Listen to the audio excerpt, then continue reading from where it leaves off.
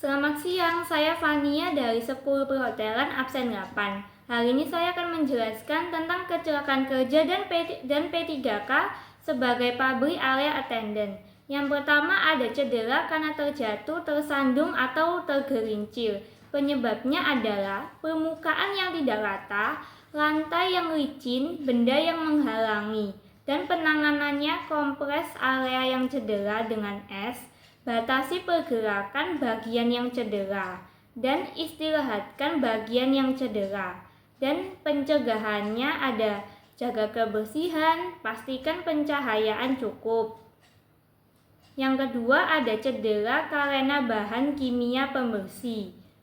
Penyebabnya ada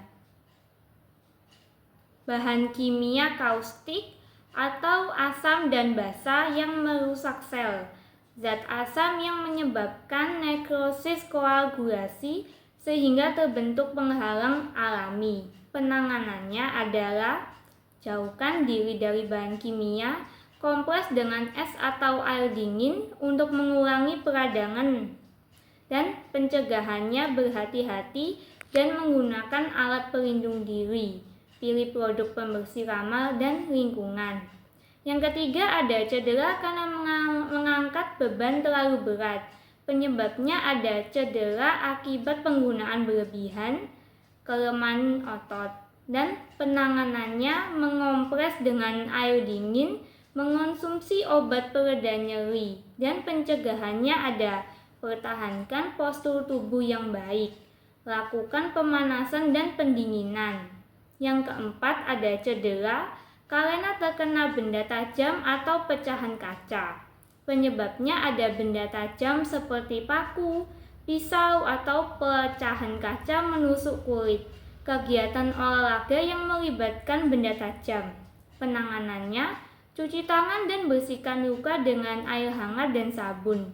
Tutup luka dengan perban atau kasa steril. Pencegahannya ada gunakan pelindung wajah atau kacamata pengaman.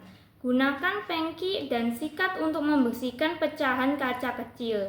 Yang kelima ada cedera karena sendi dan otot. Penyebabnya otot kaku atau tegang, tidak melakukan pemanasan dengan benar. Penanganannya teknik rise, rest, ice compression and elevation.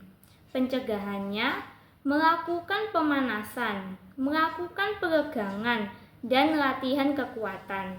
Terima kasih telah mendengarkan saya menjelaskan tentang keselamatan kerja. Terima kasih.